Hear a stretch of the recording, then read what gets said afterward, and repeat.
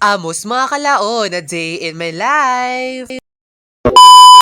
Ito na nga to. Ito na nga yung pinakahintay ng lahat. Ngayong araw mismo nga ho ay December 1, 2025 na. Ang problema lang nga ho, yung December 1 talaga ay saktong-sakto nga na Lunes na. Yung tipong alam mo naman diba, ang dami nagagalit sa Lunes. Dahil di ko ba alam kung bakit ang dami nagagalit pag Lunes na. Bakit ayaw nyo ba sa Lunes nga? Pakisabi nga sa akin. So maaga pa lang nga, nandito na tayo sa school. At ito nga yung lagay ng panahon natin mga kababayan at sobrang init nga ng panahon. Kaya tiniis ko lang nga talaga yung half day at saka init nga ho ng aking nararamdaman na baka ako'y naglalakad nga ho papunta sa school. Siyempre nga ho, dahil nga ho talaga sa mga araw na ito ay limited na din nga ho talaga yung paghawak natin ng cellphone. Dahil abay pinagbabawal na din nga ho talaga yung cellphone sa amin. Kung halibang free time lang nga ho talaga yung dapat gamitin ng cellphone. Pero kahit mga nakarang araw nga ho talaga ay bawal din nga ho talaga yung paghawak nga ng cellphone during class. Abay kahit sino naman, abay nagka-class kayong teachers, magagamit ka ng cellphone mo. Kaya kahit sinong teacher talaga yung magagalit pag habang nagka-klase sila ay gumagamit ka ng cellphone. Kaya iwasan mo na ba yung paghawak mo ng cellphone habang nagka-klase nga yung teacher? Yung masakla pa yung iba habang nagka-class nga yung teacher, abay nag-EML. Parang isa na talaga siyang gawain na nakaka-disrespect talaga at nakakapiko ng sobra. Siyempre, pumunta tayo doon sa school abay para matuto, hindi para makaglaro ng cellphone. So, ayan na nga, ito na nga. Dahil nga ho, nakapag-video tayo ngayon, dahil free time nga ho natin at break time nga ho sa mga oras natin. Pero during class nga ho talaga yung cellphone ko naka-turn off nga ho at nakalagay sa loob ng bag ko. Abay, kahit dati man talaga, hindi na nga ho talaga ako sanay na maglabas ng cellphone habang nagkaklase nga yung teacher. Parang nandun nga ho talaga ako namulat nga ho talaga sa ganong behavior. Dahil nakaraang grade 11 lang ho talaga ako nagkaroon ng sarili kong cellphone. Dahil nung kami nga ho ay noong elementary at high school nga ho ay hindi pa talaga gaano uso yung cellphone. Kaya thankful din nga ho ako sa mga oras na noon kasi nga hindi kami gaano nababad sa cellphone. Dahil wala naman doon signal sa amin. Abay hindi namin yung cellphone namin. Pero dahil isang trending nga ho talaga yung cellphone, kaya ngayon nga ho halos lahat nga ho ay meron ng cellphone. Halos lahat nga ho talaga ng gawain nasa cellphone na. By the way, sa mga oras na to nga ho, kakwentuhan ko nga ho yung aking kwaderno. Dahil this time nga ho, no mga nakarang araw nga ho ang aming reporting. Dahil nga ho, hindi pa namin natapos yung aming reporting at ngayon nga ho ay aming ipagpapatuloy. Kaya bago nga ho magsimula yung aming reporting ay dapat muna nating ipag-practice nga ho talaga at i-familiarize nga yung mga sasabihin natin. Isa din nga ho talaga sa mga tips ko, kung tayo nga ho talaga yung magre-report, aralin nga ho talaga natin yung ating i-report. Huwag lang tayo basta-basta na magre-report, hindi nga talaga natin pinag-aaralan. Pero minsan nga ho talaga, may mga topic talaga na on the spot nga ho na binibigay. Pero yung gawin mo doon, basahin mo lang ho talaga, paulit-ulit mo lang ho basahin yung sentence na binigay sa'yo. Dahil paulit-ulit mo nga siyang binabasa, abay nga ho katagalan, nagigets mo na din nga ho talaga kung ano ibig sabihin nun. Kung magre-report ka nga ho talaga, dapat malakas yung boses mo at dapat makapal din yung mukha mo. Halimbawa, ikaw nga ho talaga yung magre-report, abay mag-aka nga ho talaga as a teacher. Wag bang magpahiya-hiya. Marami na nga ho talaga tayong nasabi at hanggang dito na lang